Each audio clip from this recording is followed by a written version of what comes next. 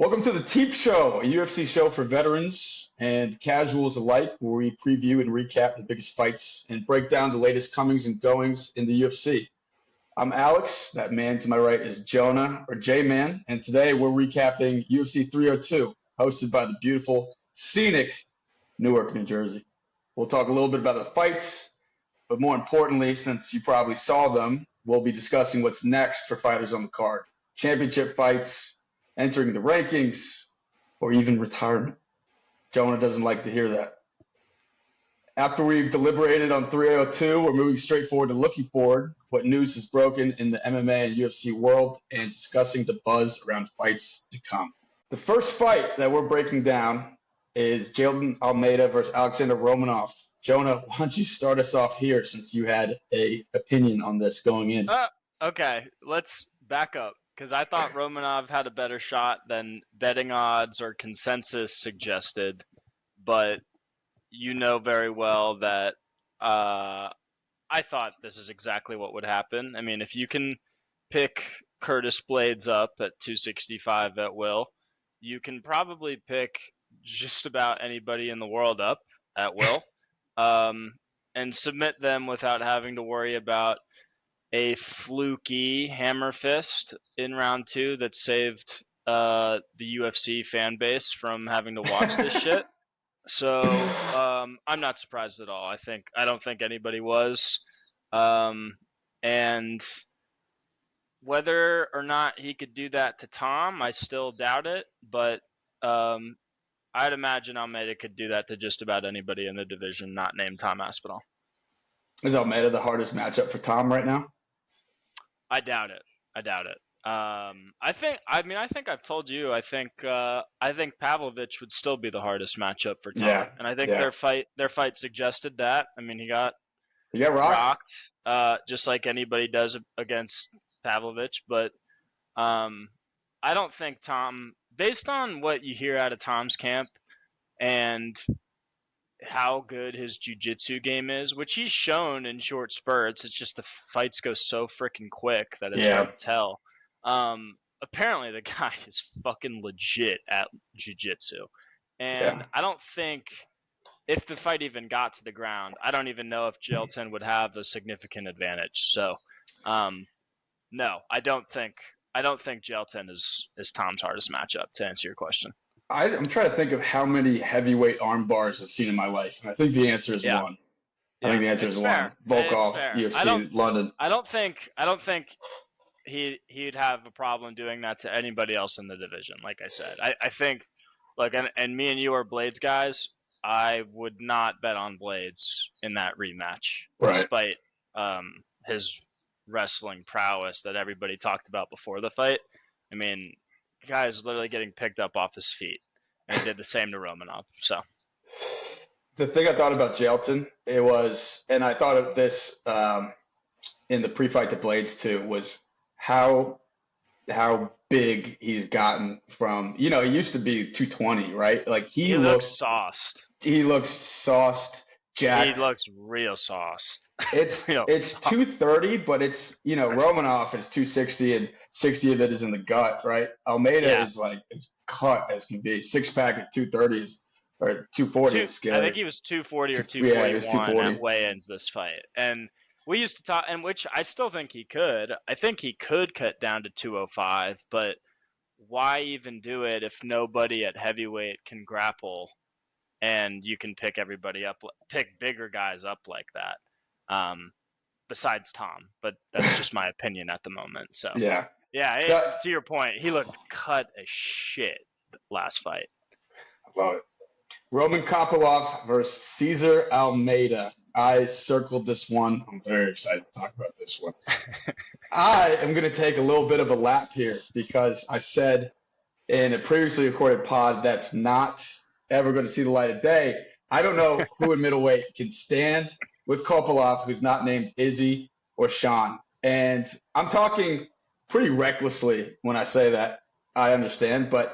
And the gas tank is really worrisome and frankly hard to understand for a guy that looks like he can make 70 if he really wanted to.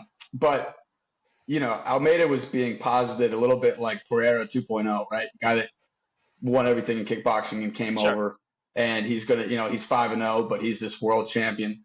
Kopylov outstruck him while they were standing round one. It was a dominating performance. Not because he landed the career high in takedowns, but impressive for me that when they were standing, Kopylov dominated round one. Yeah, I think I had mentioned I wasn't looking past Almeida at all. I wouldn't have been surprised at all if he won.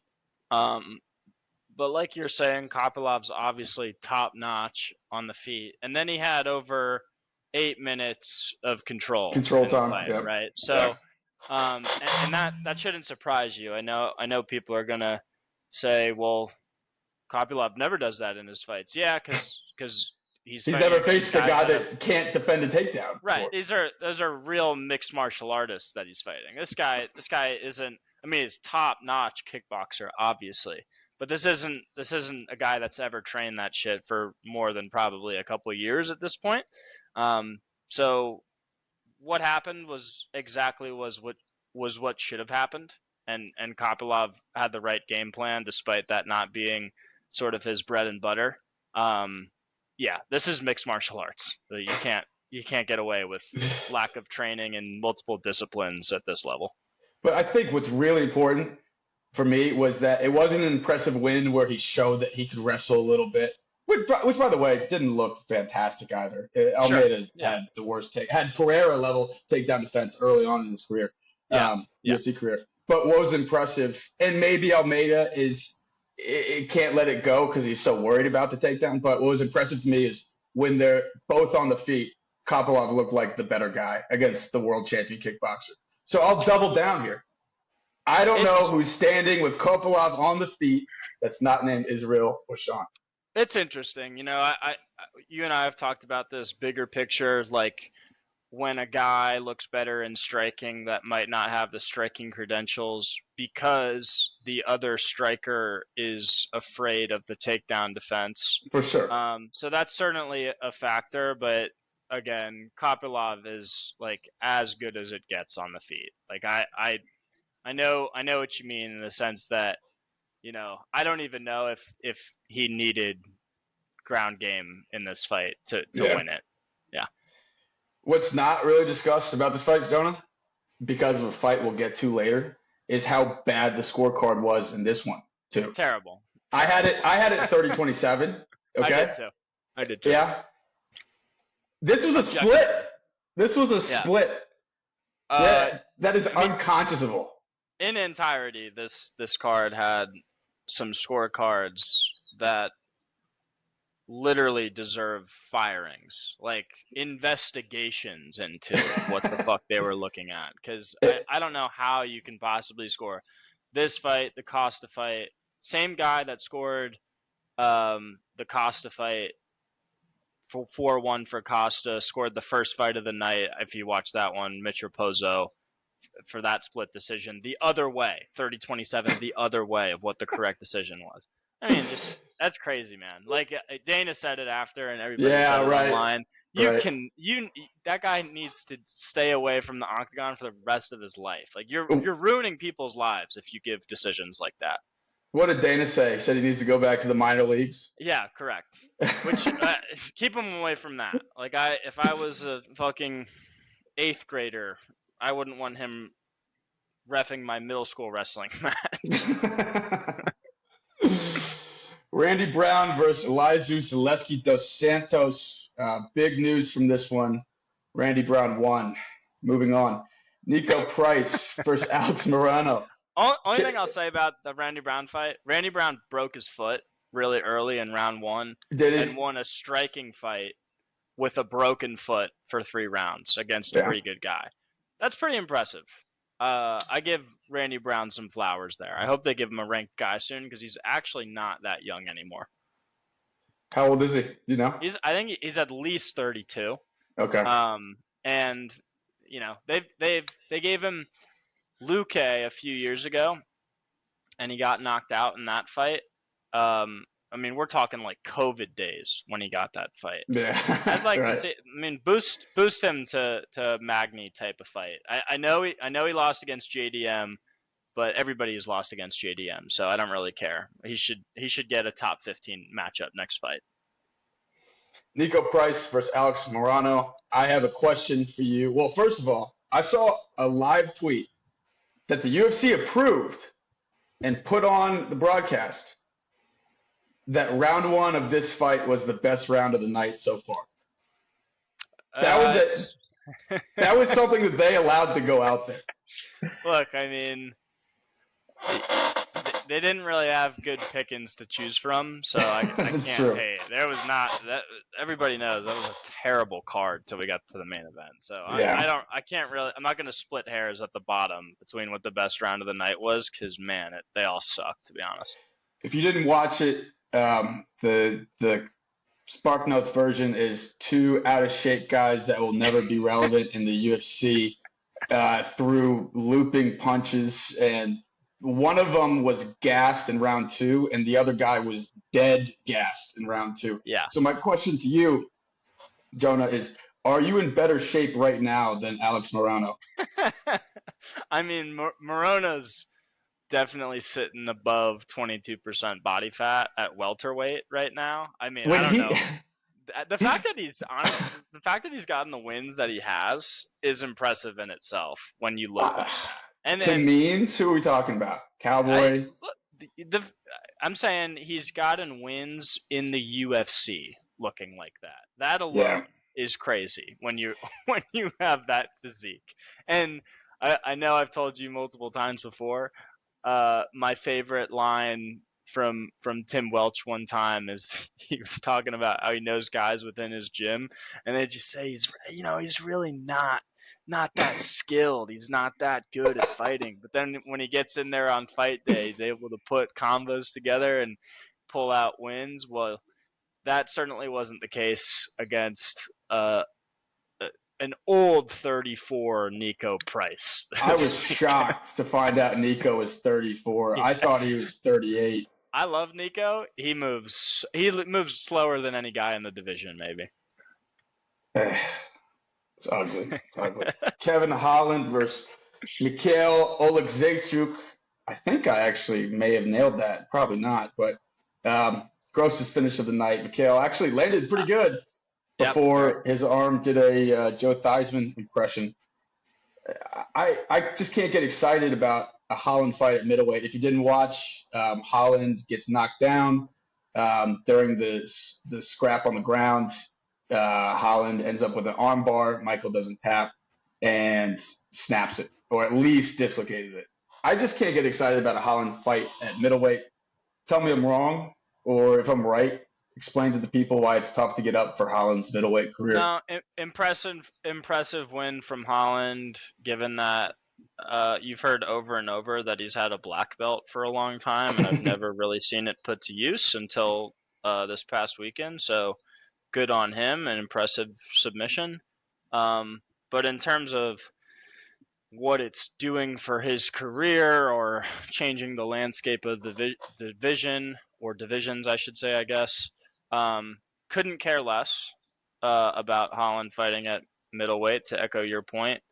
Please, for the love of God, give him Neil Magny or a winnable or more than winnable fight at welterweight, because he's a real threat in that division if he doesn't get matched up with the hardest matchup for him in that division. So I'm tired of seeing him at middleweight, tired of seeing him face the toughest guys at welterweight.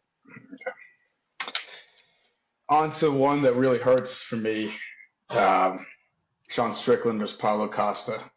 I am a Paulo Costa apologist.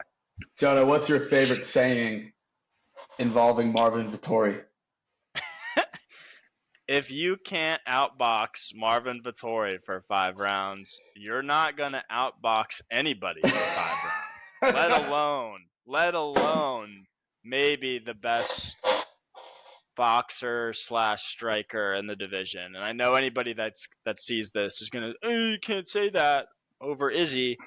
I kind of can. Yeah. After that last fight. So, it's. And I like what Costa said after the fight, if you or anybody saw it, saying he kind of just.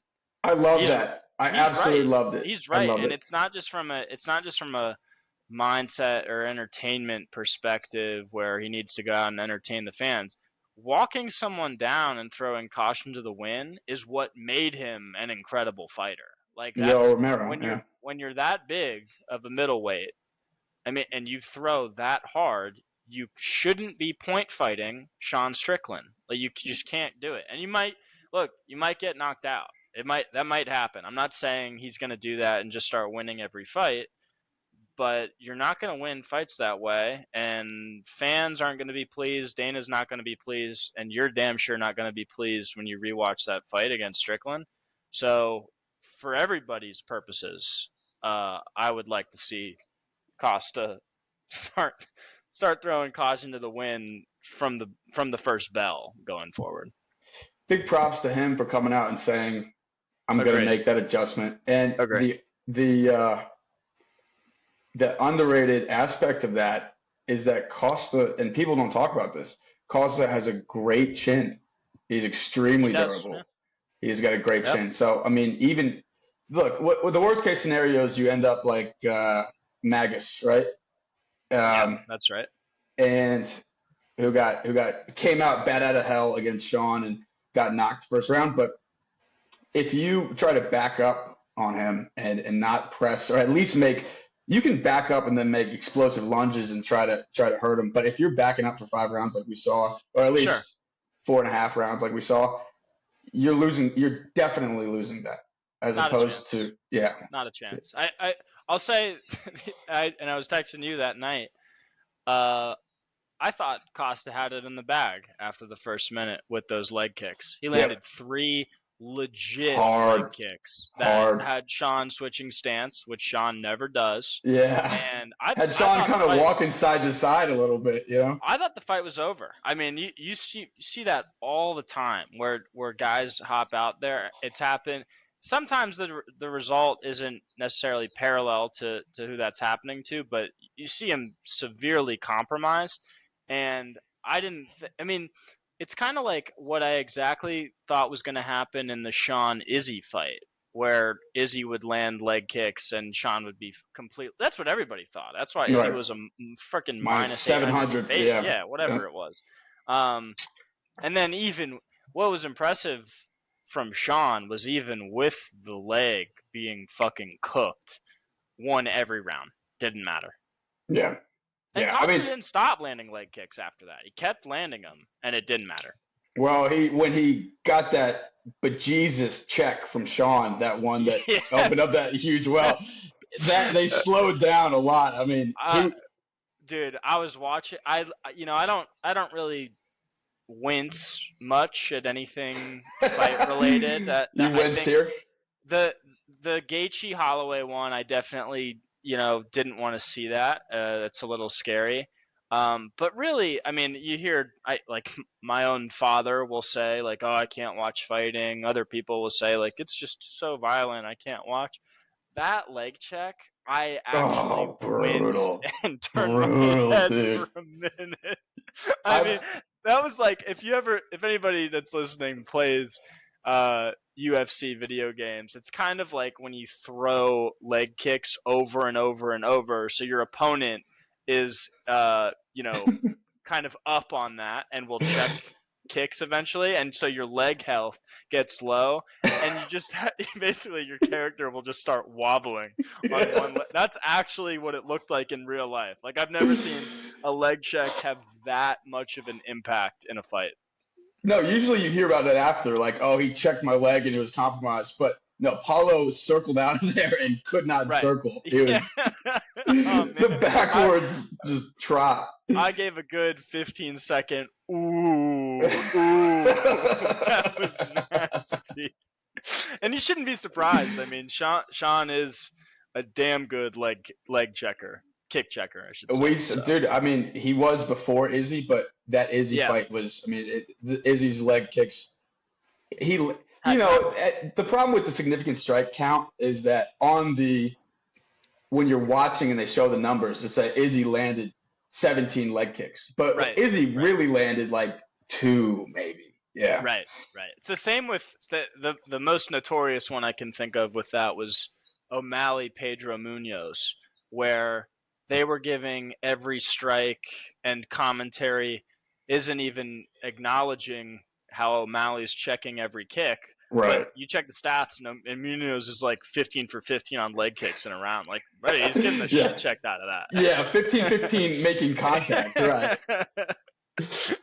All right, we'll go to the fight that made the card. That was, you couldn't have had this. I mean, this would have been a bad fight night, like a bad in-city fight night if it wasn't for this UFC's #1 pound-for-pound king, Islam Makhachev, against America's sweetheart.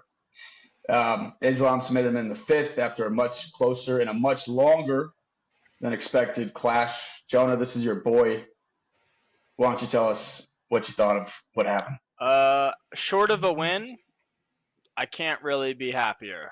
Obviously, I would have liked, there to have been some exchange on the feet. Dustin catches him just like he did with Benoit.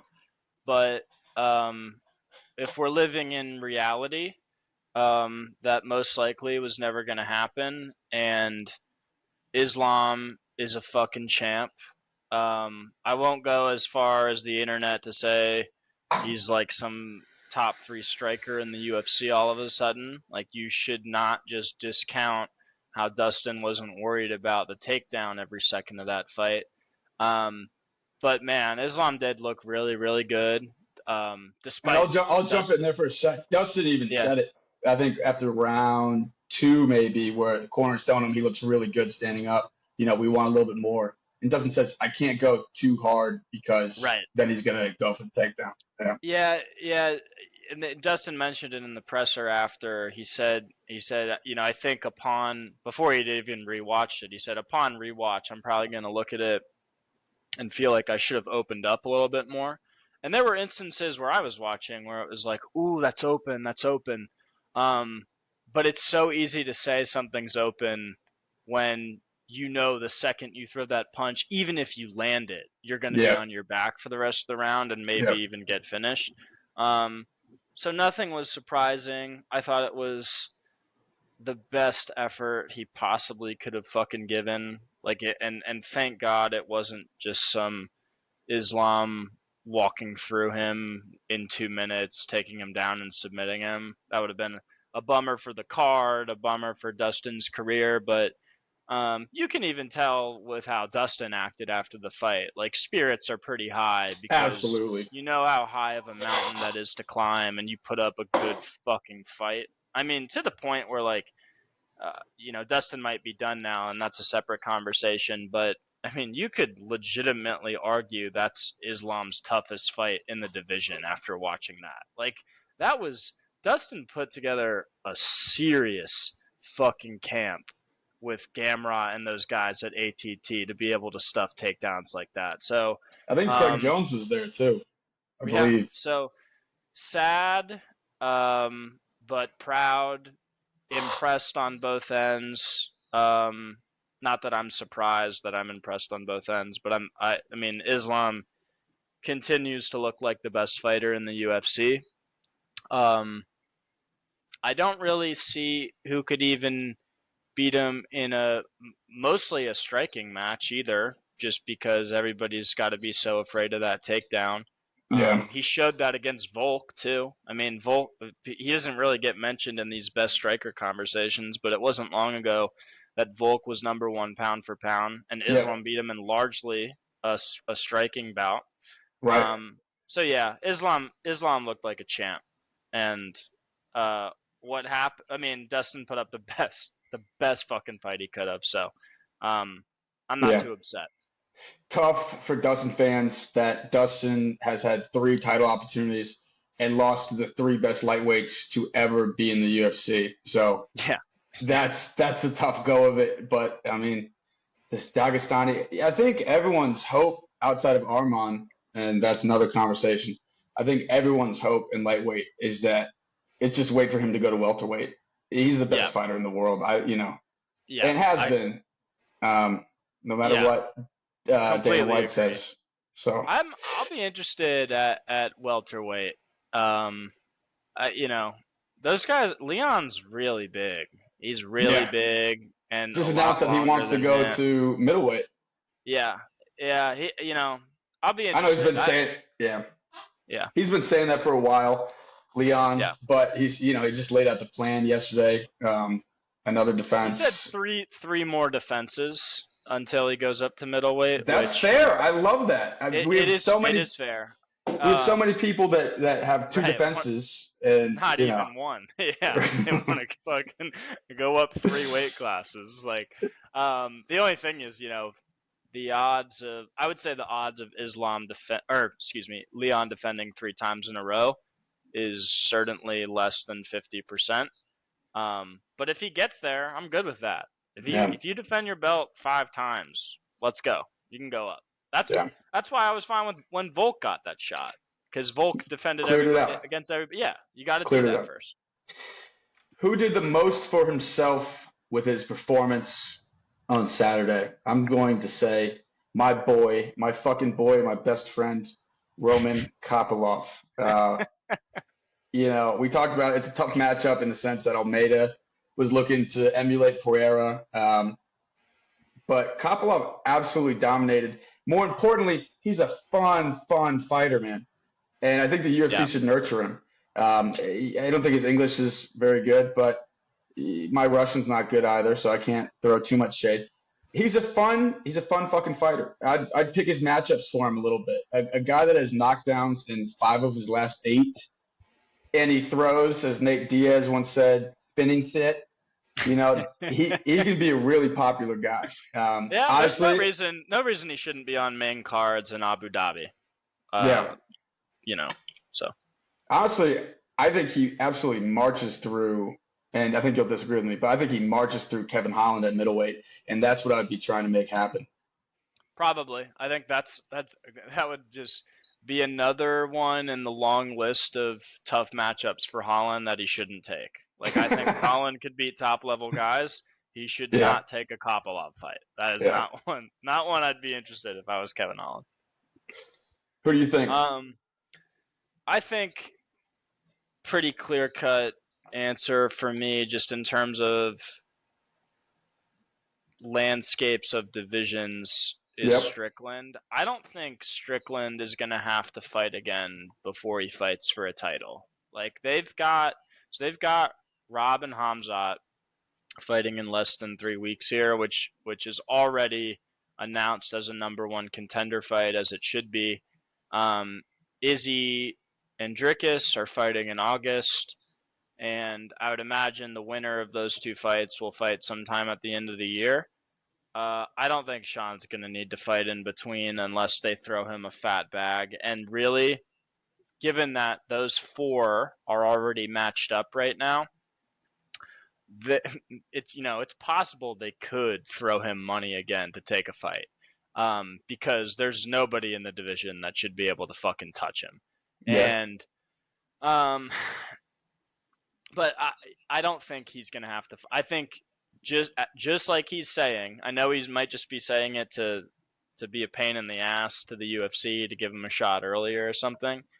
I think he can wait. I think he's in a position where he gets to wait, given, man, he beat the shit out of Izzy. And the Dricus fight was close. Everybody knows that. I gave it to Sean. I'm not going to die on the hill. It was a close fight. You can go 3-2 either way.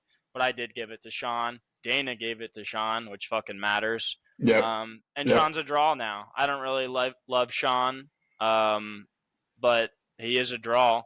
God, I loved him a lot more before he beat Izzy. Sure.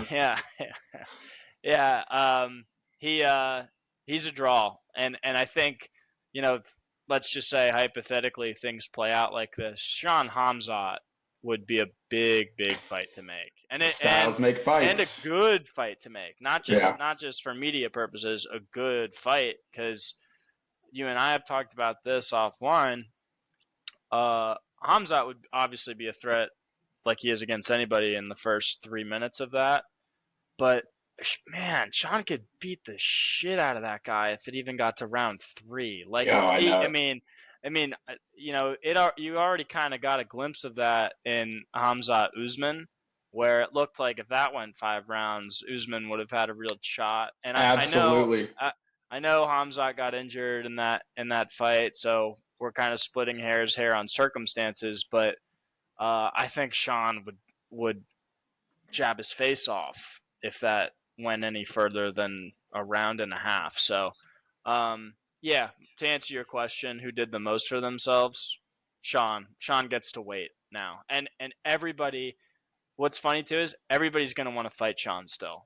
I think fighters are still under the impression that Sean is very beatable, which was the case a year ago because you thought you could just kind of kick his leg off and he doesn't have extreme power, which he doesn't.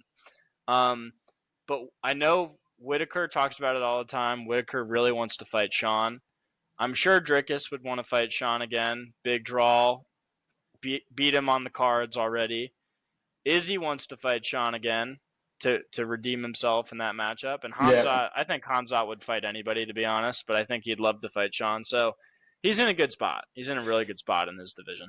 To your point, that goes with my ongoing theory that the reason that Sean and Wonder Boy can get a fight whenever they want, I think it has, and the Dagestanis and Hamzat don't. I really believe has something to do with the fact that camp for Sean 100%. is so less miserable than camp for Islam Hamzat, where you're 100%. just drilling. You know, how much time did Dustin and Gamrot spend rubbing up against each other in preparation? Every day. Every day. Yeah. You know, Shark Tanks and all that. So I think the trade-off is Sean is such a difficult fight. Oh, like, I completely agree. Even if you lose 3 rounds to 2 or 4 rounds to 1 in a kind of sleepy decision, like what just happened this past weekend and could definitely happen. I mean, kind of happened in Dricus. Like you could have given him that 3-2, and it wasn't necessarily a boring fight like Dana suggested, but it wasn't the best fight ever, certainly. It's hard. It'd be hard to finish that guy, and it'd be hard to win like 3 or more rounds against that guy. That's a tough fight to win. Yeah, I think the guy that lost the most was his opponent, my former love, Paulo Costa. Sure. Looked awful, but this is about landscape going forward, and there's no real clear matchups for him anymore. I mean, he's going to 8, and he looks further and further away from getting back. And you know, what was he when he fought Izzy? I think he was 2, maybe. Yeah. He's further and further away from that. I mean, the best stylistic matchup for him, above him, to me, is the champion, and that's not fucking happening. He does have matchups to pursue below him. You know, like you can give him some guys, but I'll have more to say on him later. But just a demoralizing performance, and I think established until further notice, not elite. Yeah, we'll talk about it when we get into what's next for some of these guys. But to your point, this isn't really the time where like Costa needs to be thinking about, you know, like a number 1 contender fight or fighting some of these top guys right now. Like, let's put a win together.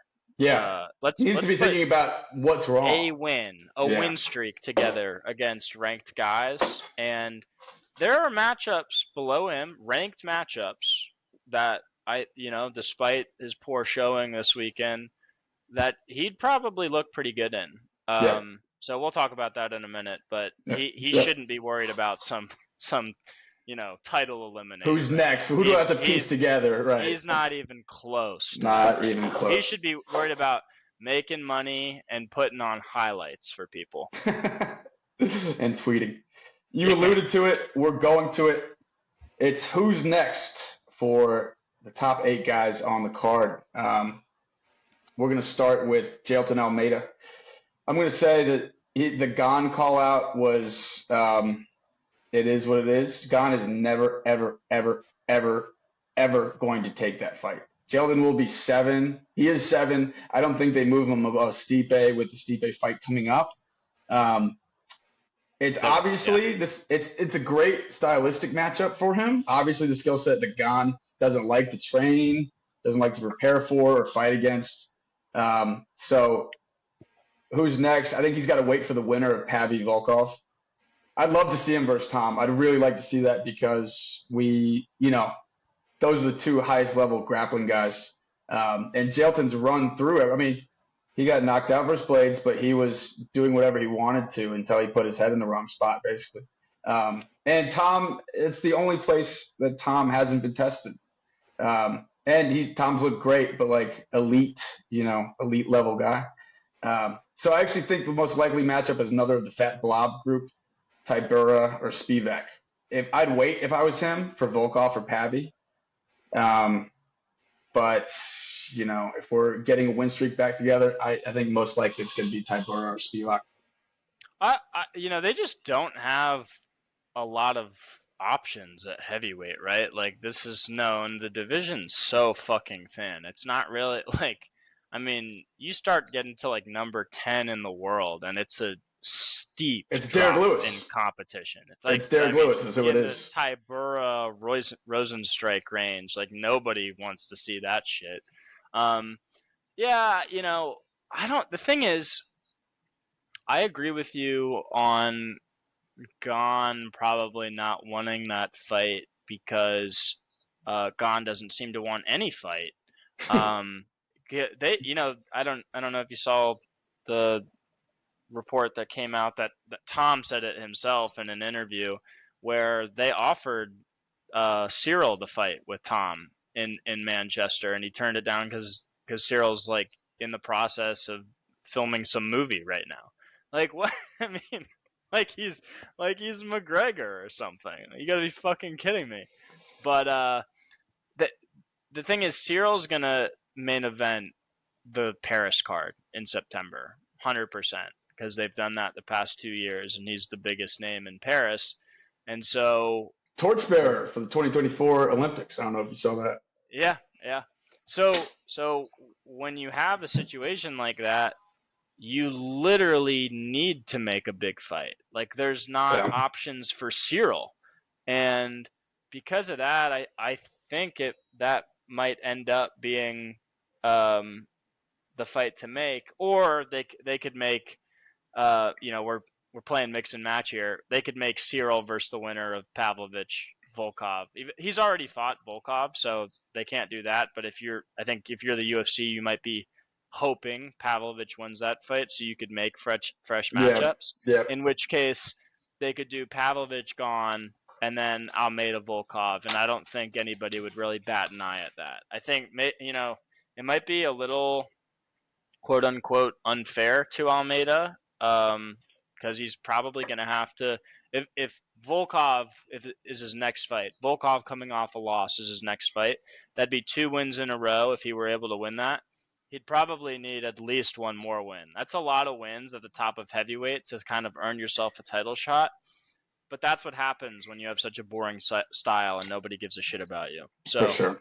I think Volkov off a loss, or if those Russians aren't ready, then he could get the Gon fight in Paris.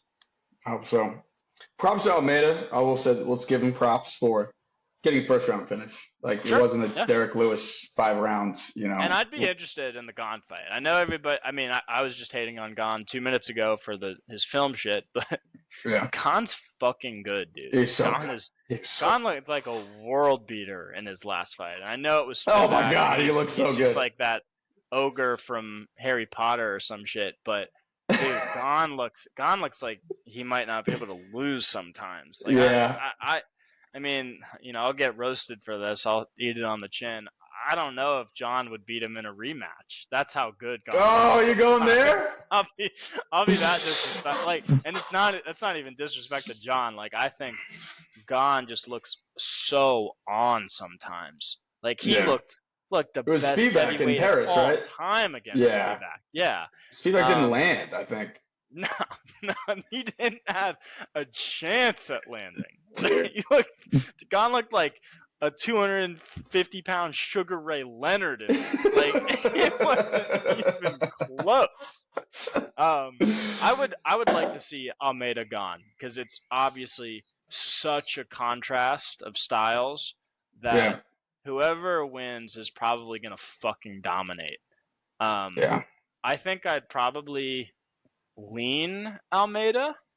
Oh, for But sure, for sure. there's a chance that he just can't even get a hold of Gon because he's that fast and Yeah. is that good at maintaining distance. So I'd be interested in that fight. I hope that's the one they give us in Paris. Quick fire here. What's next for Alexander Romanov? I don't give a shit. Some fat guy ranked 10 to 15. Just maybe Rosenstrike. I don't care about any heavyweights ranked lower than 8 because, again, the competition level is such a drop off. Yeah. I said, what's next? Weight Watchers or Church? Either get close to 240 or get above, closer dude. with the Lord. Yeah. All the above, dude. Holland, what's next? I don't care. If it's at welterweight, Magny or Neal.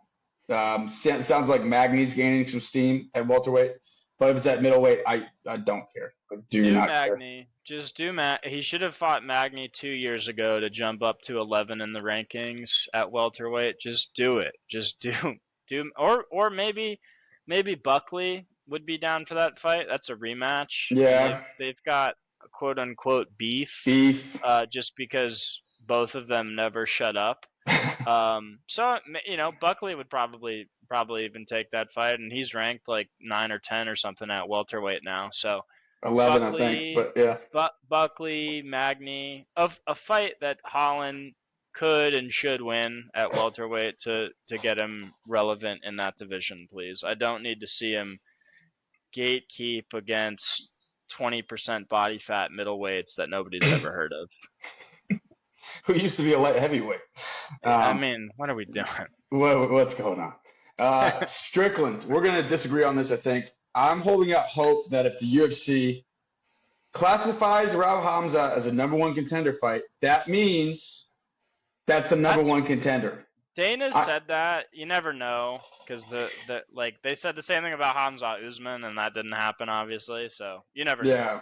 Well, we both agree on this. Izzy doesn't fucking deserve it. Izzy does not deserve another shot. We're not living in that reality. Right. This is a business. And he's not, I mean, not to rehash our offline conversations, but he's not even a draw. Not even that much of a draw. I know. But Okamoto agrees with you. Izzy's next. So Sean got a call out from your boy, Brendan Allen, and I actually love that. And here's why. It's a number 2 contender fight. I mean, look, razor thin edges in this division. He just beat the mess out of Costa. Razor thin. Yeah, let me redo that. A number 2 contender fight of sorts. I mean, razor thin decision loss and a win after should get you a title fight. Oliveira did that, right? Although it wasn't even a close title loss. He had one fight, won, and then got the rematch. Sean should get the rematch. He's not. Izzy seems to be next. It should be Ram Hamzat.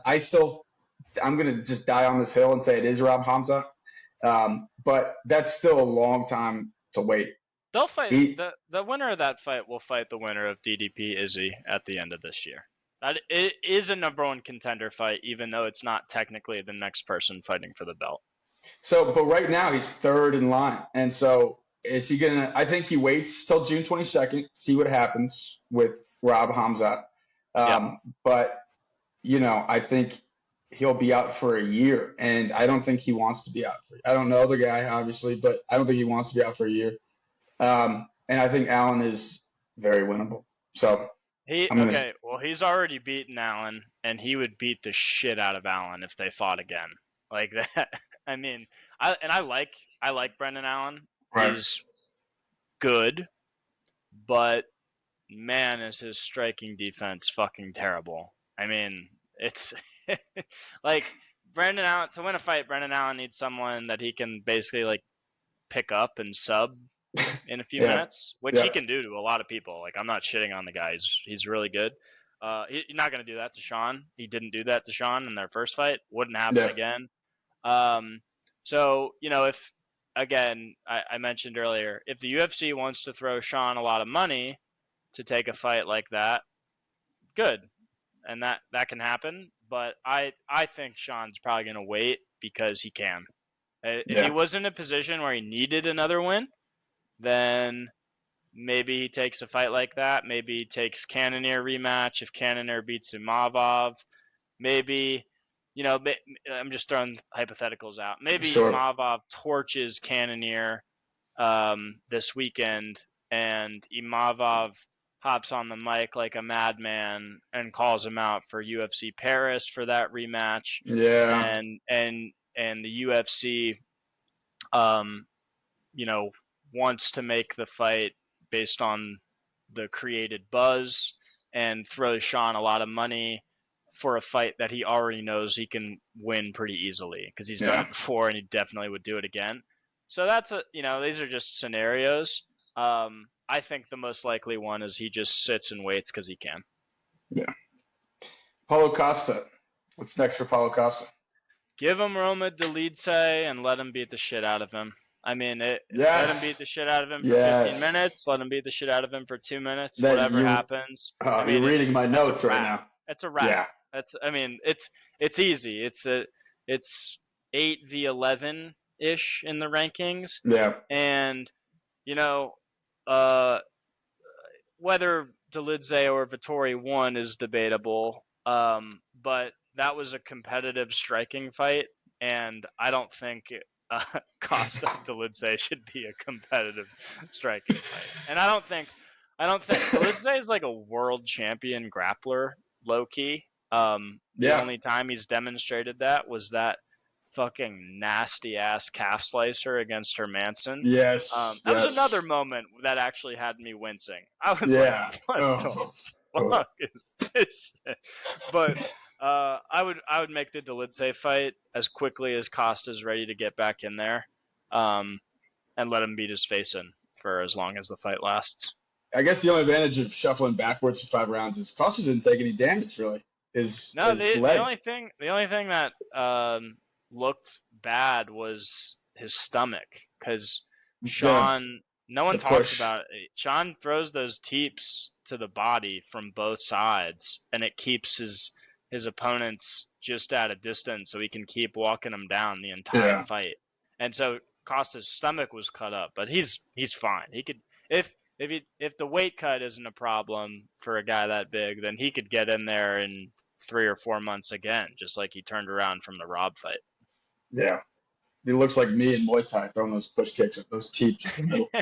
That's my go-to. You could do Hermanson too. Hermanson is another similar kind of like grappler that isn't gives very me Johnny good at Hendricks striking. vibes. Yeah, so I mean, just give him a Hermanson or Delice to beat their face in. Quick sidebar here.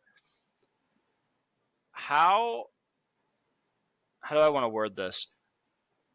How would you rank best ranked Brazilians at middleweight? And for context, Cal Baralho, Michel Pereira, and Costa are the 3 ranked middleweights. How would you rank those 3? Michel's looked good since he came up to 85, man. Let's just say hypothetically Michel and Costa fight. I take Michel all day. It's not even close. Oh, I'm taking Costa against Michel, but I'm probably taking Michel. Michel looks big too.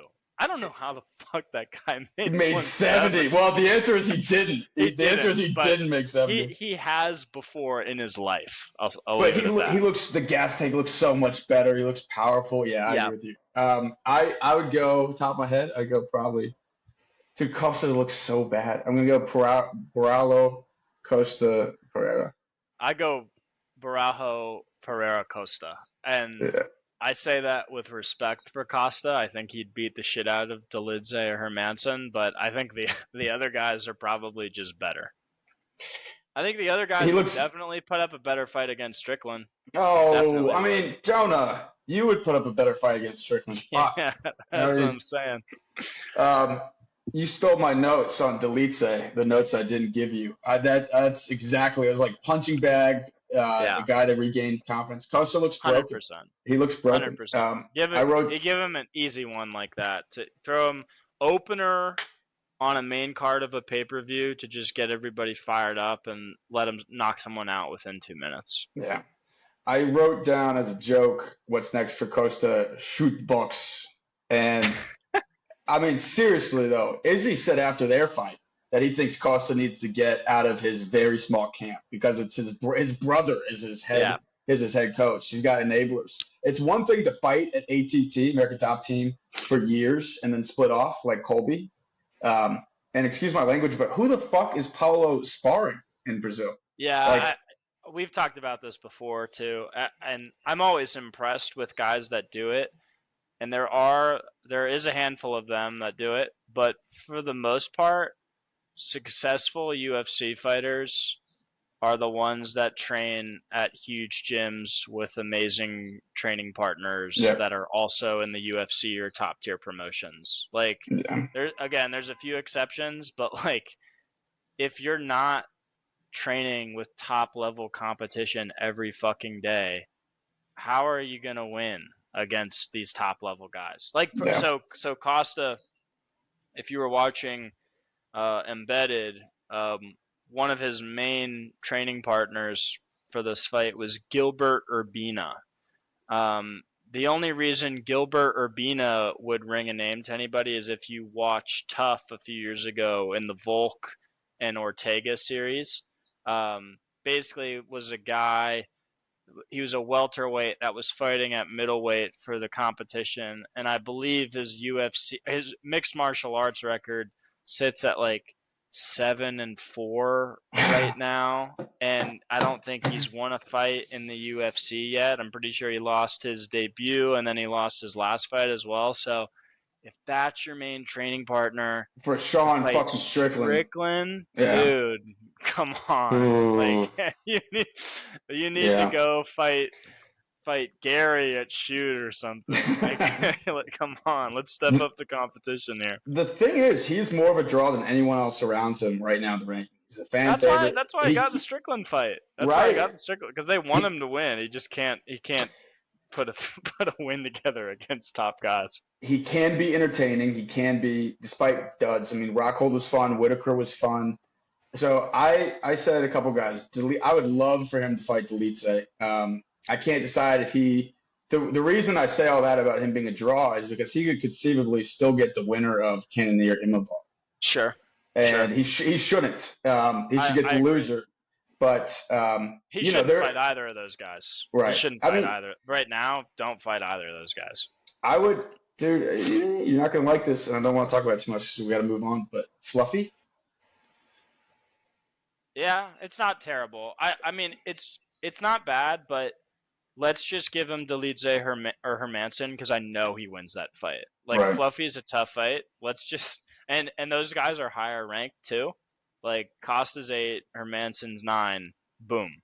Yeah. Like, come on, beat his face in. For all the casuals at home, Tough is the ultimate fighter, and Fluffy is Anthony Fluffy Hernandez, who's ranked 14. Real quick, so we got to move on.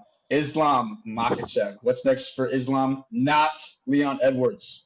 Leon is obviously the champ above, but both guys have someone in front. So I'm kind of getting tired of Islam continuing to bring this up. Leon's got 2 guys he's got to deal with. Islam's got 1. I mean, Islam's got a hard 1 in front of him. So that's a clear number 1 contender. It feels like ducking if Islam was to move up to Leon without fighting Arman again, because Arman gave him the best fight of his career, in his debut, basically. So, yeah.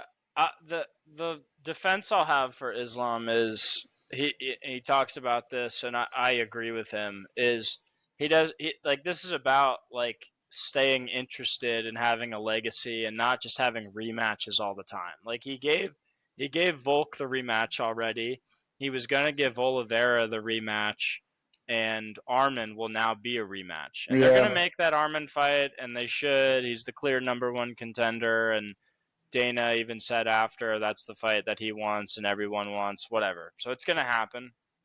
But again, to Islam's point, like, let's keep things interesting. Like, I want big names and fresh fights to to build a resume that you can look back on and think like I'm the greatest lightweight or fighter ever or whatnot. So I hope he gets his wish after this Arman fight, presuming he wins the Arman fight.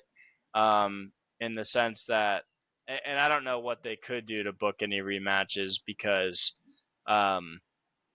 Oliveira's obviously coming off a loss. Like, it would take quite a bit for him to get to that fight again. And it'll be interesting after, just thinking forward, what they do for Islam after Arman, because obviously Dustin just lost and is probably done. Gaethje's coming off a loss. Conor might not. I mean, we haven't even talked about that, but yeah, Conor we're gonna talk about that later. Fight again or be at 155. Who the hell knows what's going on there? I mean, Gamrot's there, I guess. Yeah. And then Holloway is kind of relevant in the division now, but who knows if he's going to fight at 145. So really, after Arman, like, I don't really even know who they could go to besides Gamrot.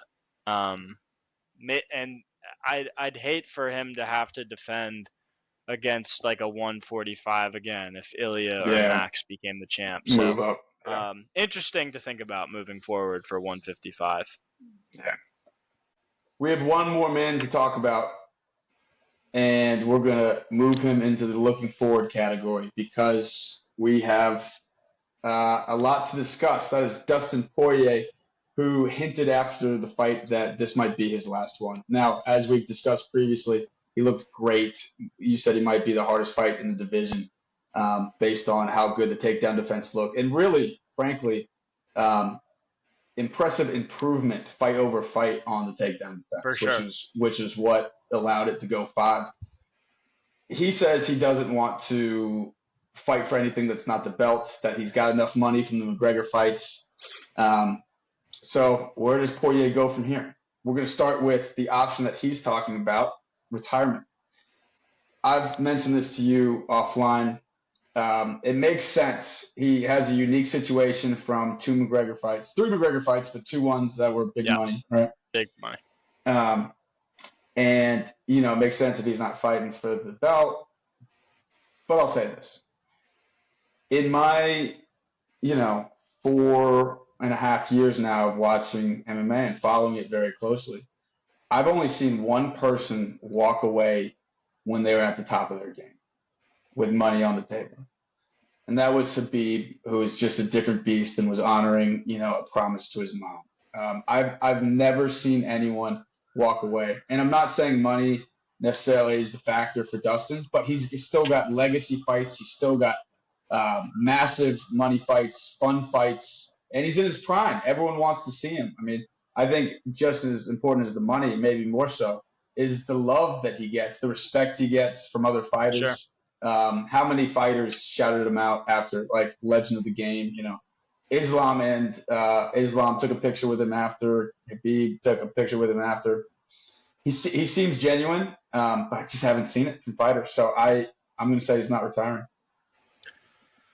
Yeah, it's interesting because he said leading up to this fight last week, he's not sure. He feels like this could be it, but then you just never know because then, like, what happens if he starts getting the itch a few months later if he were to lose? And then he said the most interesting part was, which always happens. So, and that's pretty common amongst fighters. And then the thing is, I was listening to Josh Thompson saying in this on weighing in with him and John McCarthy was, he's 35 and you could say like in his prime, I guess, especially after the last couple of performances. And this window to make money is never going to come back. And he is probably good. When I say good, I mean set for life. Yep. Based on the earnings he's been able to rack up from those Conor fights and others since. But he's young and life lasts a long time, and this is what you do. it wouldn't shock me if you wanted to you love fighting. You are the definition of a fighter's fighter, and B, this is what you do for a living, and you need to provide for your family for the rest of your life and their lives. So, um, it the thing is, it needs to be the right fight for Dustin. I think he would Yeah. articulate this well. Doesn't sound like 170 is even a possibility. His weight's lower than it's ever been, Yep. based on some interviews he's given. So making 155 is no problem. Looked great on the scale, by the way. Like, sounded like he used to have real weight cut problems. That is really dialed in now because he looked Yeah. completely fine. Yeah. But there's only a couple that stand out to me off the top of my head that I think Dustin would be interested in taking. Maybe not even, you know, till a year from now, let's say. Um, One would be the trilogy with Gaethje. Yes. Both of them are coming off losses. Both of those fights were decisive knockouts and fucking sick, obviously, because they're Yep. crazy ass fighters. And that's a trilogy. That's a real trilogy that like everybody would really care about. For like two lovable guys, and they like each other. So um, that's one I could see both being interested in. Being that the title is maybe not even in the picture ever again for either of them. Yep. Another one would be if Holloway wanted it. Yep. If Holloway wanted it for the BMF For the title. BMF belt. Absolutely. Yeah, and I think I could see Holloway being interested in that. I mean, he's 0-2 against Dustin. Redemption seems to be a thing that people care about. Big fight. Holloway would get pay-per-view points for having that belt in that fight. Yep. I see that as a legitimate possibility. Let's say Max were to lose to Ilya, for instance, and if he gets the Yes. Ilya fight at Yes. 145, why not? I mean, fuck He's the moving. weight If cut. he loses to Ilya, he's moving up to 55. He should never fight at 145 again if he loses to Ilya. I agree. And he wants to move up anyway. If he loses, not only does he have no matchups left, but he's tired of this fucking weight cut. And Right. he just knocked out the number 2 guy in the world at 55.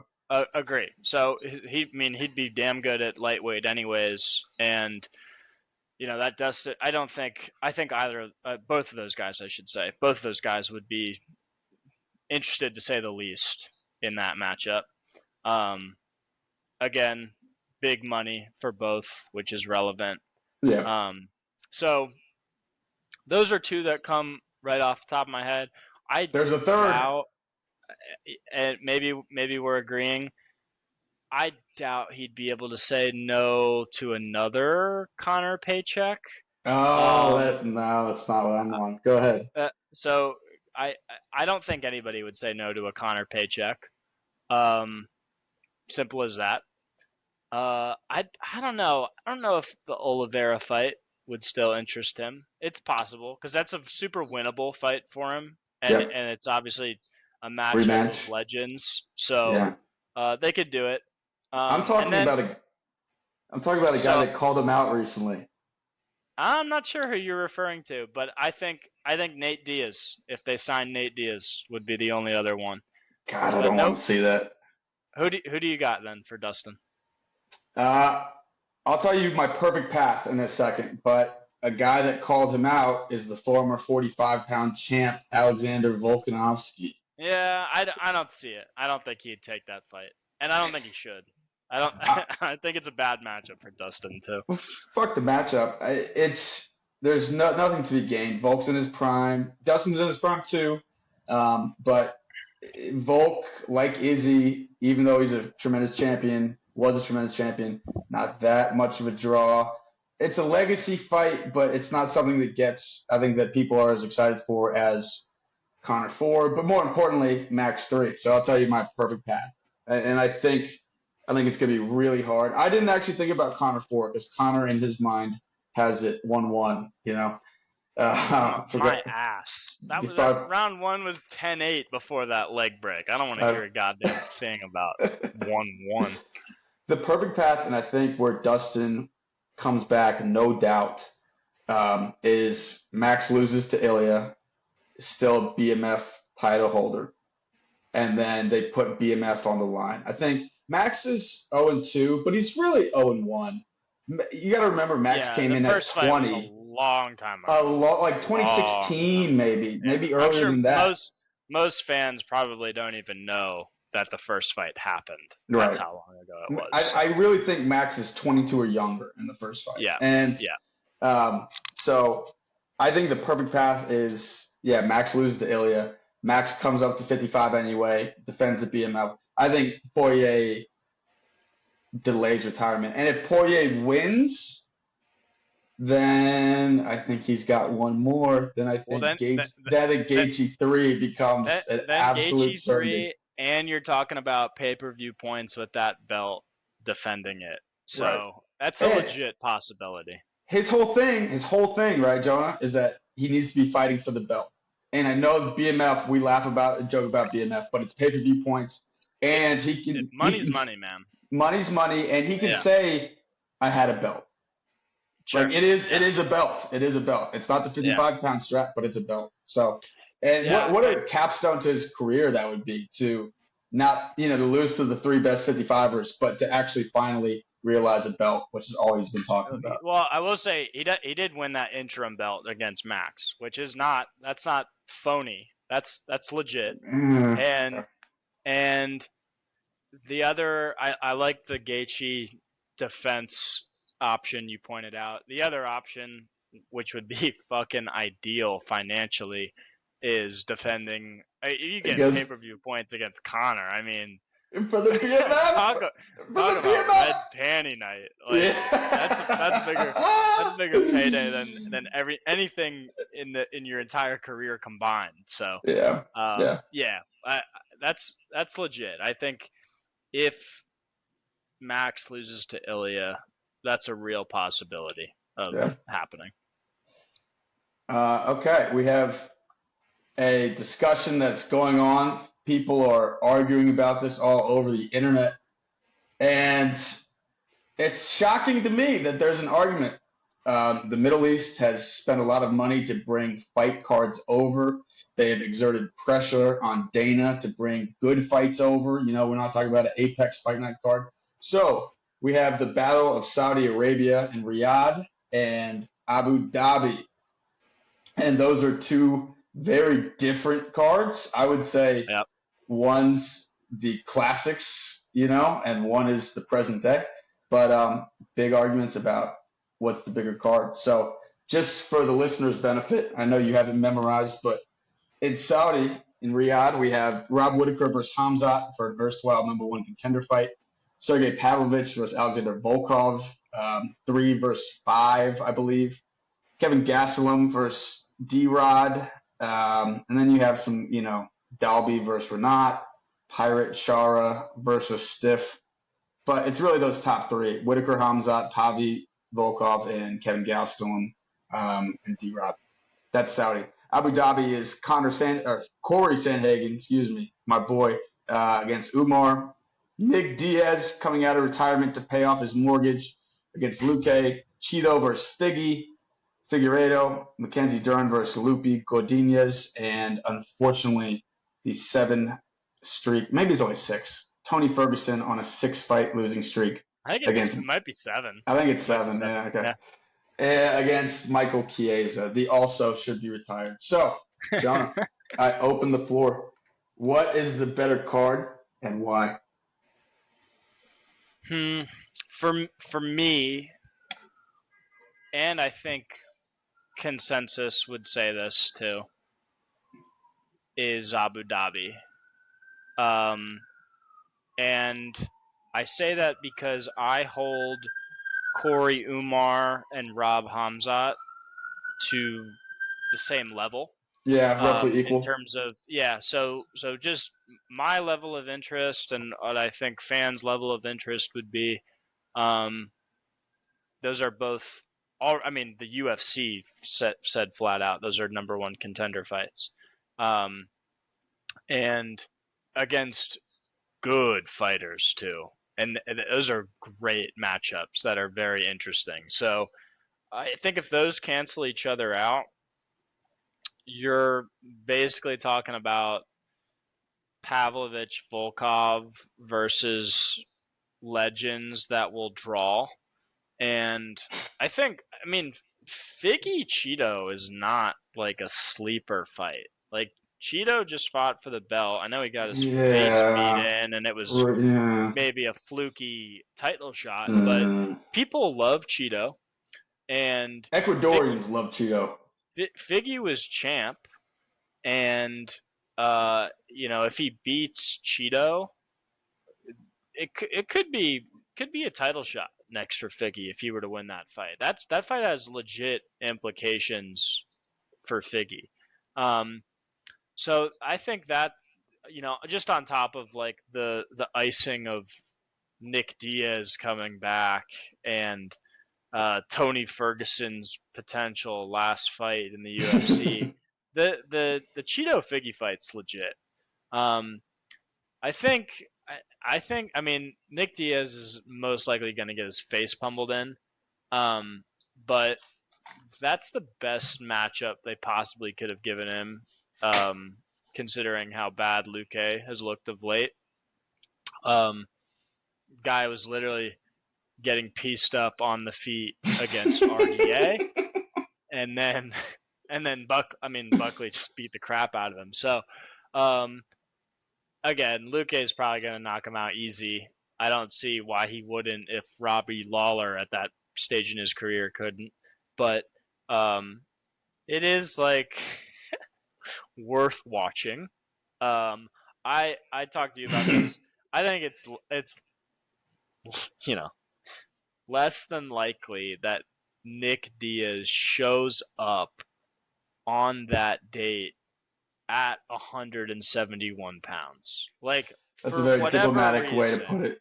Yeah, less than likely. I don't know what's gonna happen. There's just so many routes that we could take to not getting to that fight. What's more likely? He misses weight or he doesn't show up to the fight? I think you could just split that into like even columns, like arrested for possession in the Abu Dhabi airport. Like there's just so many possibilities of why he won't be fighting on that date.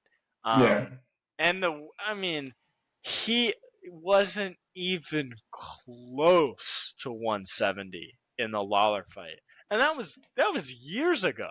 We're talking about a 40-year-old now that couldn't. These guys do triathlons. I don't think he's gonna make that weight.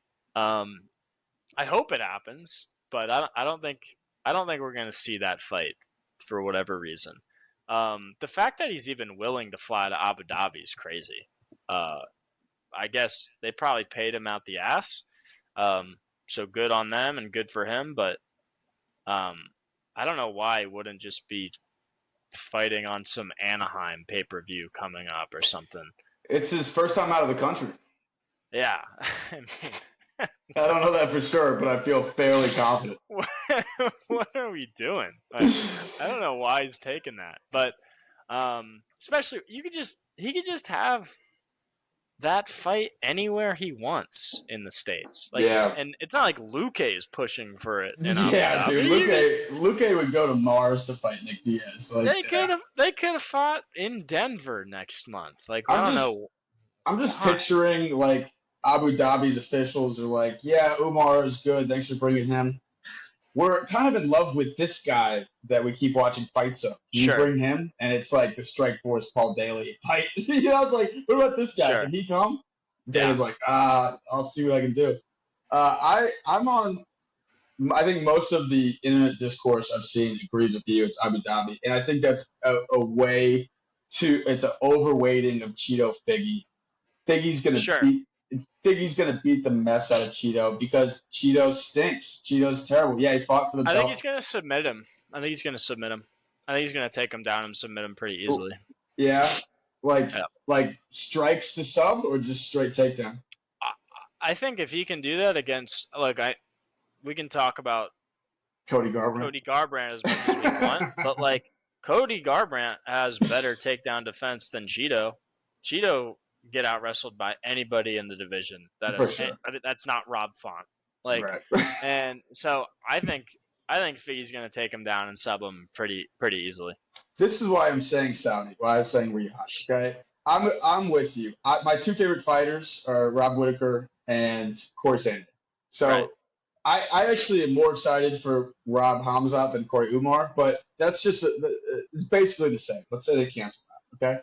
Then if you're really matching them up, you have Pavlovich Volkov, which is an exciting, top 5 heavyweights against Cheeto Figgy. And Cheeto's popularity way outruns, for being a tough guy. The only thing tough that we've seen from him is his ability to eat fucking punches. Obviously the knee should have killed anybody that he took and was able to rebound from it, but really he gets these really fluky Sandhagen said it, he gets these really fluky knockouts. I don't have to go on about why Cheeto sucks.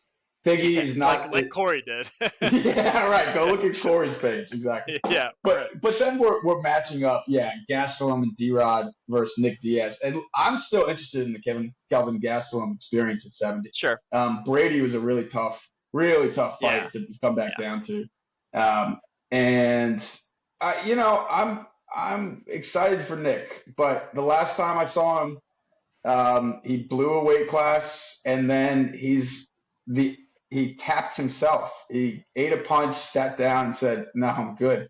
I've only seen that ever in my life.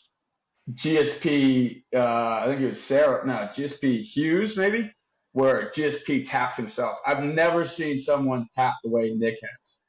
Right, yeah. They called it retirement. To your point, I think Rob Hamzat's probably the most interesting fight between the two cards. That's definitely the most firepower and holds the top spot. But top to bottom, I'd probably rather watch the Abu Dhabi card. Just with the level of legacy and interest surrounding Tony and Nick. Oh, God. I might turn off the Tony fight. I can't watch him anymore. I was live. I watched him fight Patty live, dude. I can't do that anymore. It is hard. It was brutal. Case is going to take him down so easily. And I'll say the last thing. We got to move on. But a lot of people, the most exciting guy on this card is the guy that we haven't talked about at all, Hamzat. Hamzat's the clear number one most exciting. That's why that fight's probably the most excited. Yeah. The most exciting fight between the two cards. Can he look like that against? A lot of people consider Rob the best middleweight in the world. Yeah. Can he look like that against a guy that's that good? I'm one of them. Okay. Yeah. Moving on to our last topic today. Conor McGregor. Come on, it wouldn't be an intro podcast without a Conor shout out.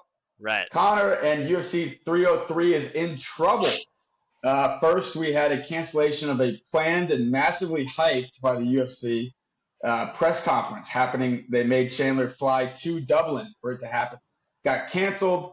Everyone was thinking, "Oh, what's Conor done now?" And things are starting to leak. It's everyone is very worried. It sounds like we're dealing with a potential Conor injury. Ariel Helwani let us know that the UFC has put out feelers to fighters just in case.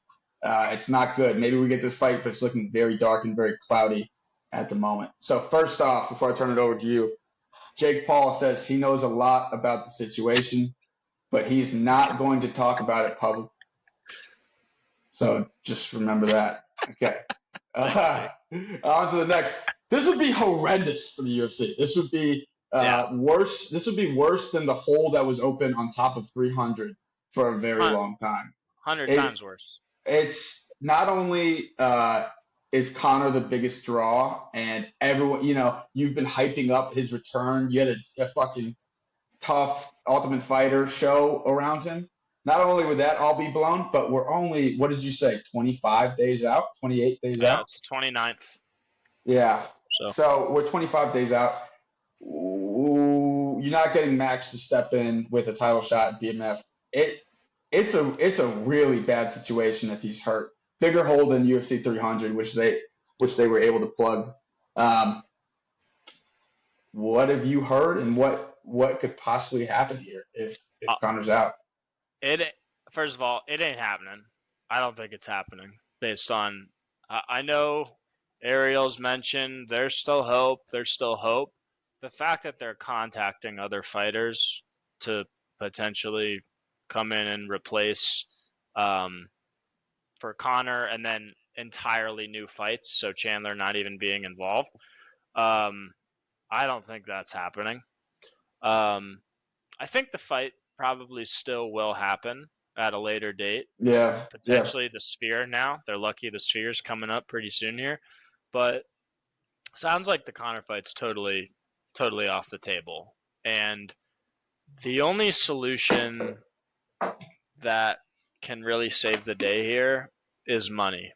You're gonna need to pay pay big to somebody or two people to come in and give a proper main event for International Fight Week, because you're gonna look like shit if Jamal Hill and Carlos. Most people that aren't hardcore fans don't even know who Carlos Ulberg is yet. Correct. So, I don't know. I think you and I talked a little bit about this. I think the most game champion is Pereira.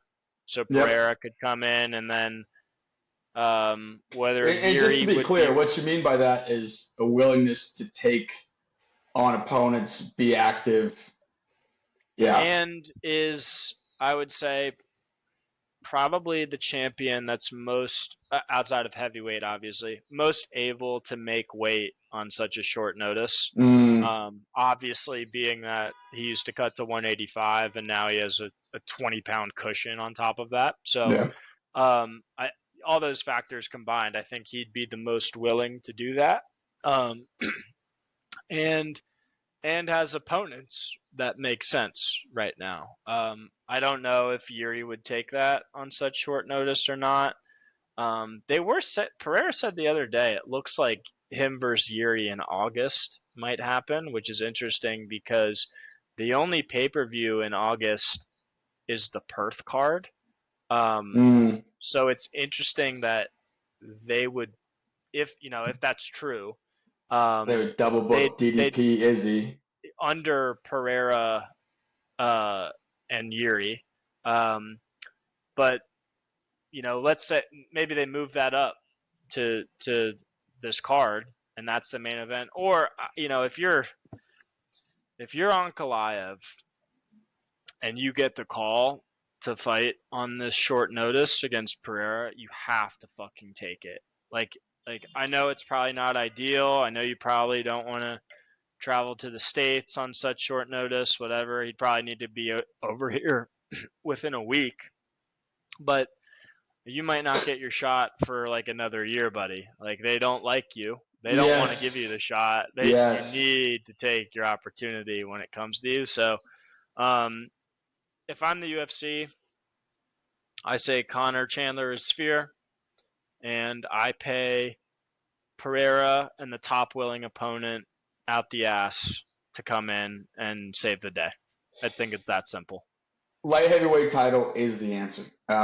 We've joked many and many times how Ankalaev has been screwed, how he's been the best light heavyweight in the world for 5 years, and he's been screwed over and over and over again, how they keep elevating new guys, and he's complained about it, rightfully so. And also a very bad scorecard prevented him from being the champ already. So I don't look, those Russian guys really, those Dagestani guys really like their full camps. But if you're in his position where you've been passed over 4 times, because the vacant, if you count both those spots, 4 times for a spot in a title, and you've beaten everybody, you're on a 12-fight, whatever, unbeaten streak, you got to go for it. the other reason why lightweight is the answer is because we're assuming Pereira is game, and I think he is. But then you also have Yuri, and so you can play those guys off each other. I'm not saying money wise, but yeah, the odds are that one of those two will take it. Yeah, and options that make sense are there. Right. And you went through the divisions. I mean, nothing else makes sense. They're not going to do. There's no other options that they can. I mean, unless they were literally going to like pull Tom and Curtis off of the Manchester card and throw it on here, which I don't even know if that's smart to pull Tom out of his home country and bring it up a couple weeks like that. So no, very dumb. I don't think that would happen at all. The one that comes up to me, maybe, is Merab is down. So can they throw a fat enough bag at Sean to do it? It would just take money. It would take so much money too. Yeah. And I think Sean is rightfully scared enough of that matchup that he says, no, I need the full. I don't think just knowing what him and Tim would say, I don't think Tim would be down for that as well. Yeah. Like Tim's like, this is just signing up for a loss if we take this fight. Yeah. So Pereira, and you know what? Pereira is a fucking star now. Like Pereira, the headline. You said it. 300. You said it exactly. Headline 300. Knocked out Jamal in the first round of 300, and I heard some talking heads that were at 300 the other day saying of every celebrity and fighter star that was at 300, nobody got a bigger pop than Pereira. They said he even got a bigger pop than Trump. So people love Pereira, no, he's a star. Man. Like people would be down, and I know Ankalaev isn't marketable or whatever for obvious reasons, but they could do such a good guy versus bad guy type of, people would be booing Ankalaev about the ass. He'd be such a heel. Like, I mean, it'd be interesting. Yeah. I think people would care about that fight. That's it. That's how you save 303. It's the only option. Yeah, it really is. It's the only way. That's the only thing. I mean, we didn't talk about the women, I guess. But even Grasso Shevchenko isn't. Is 306. I don't think. They're not even ready yet, so they can't go. And you're not gonna. I mean, and Kayla needs time. Kayla needs a lot of time. Yeah. Right. To cut weight again to that, so they're not even ready. They can't even make that. And this is international fight week too. Like they can't rely on a woman that's not named Amanda Nunes to headline it. So, it's Pereira. There's no other option. It's Pereira. That's it. 303 is saved. With that, we've done it. And we've done it. It's the only option. We'll be like that Make-A-Wish guy that they signed to the UFC and made Cody Garbrandt versus Trevin Giles. Yeah, right. Wow, incredible. Well, this guy's a savant. All right, that's it for us. I'm Alex. That is Jonah. Thank you for watching, and we'll see you next time.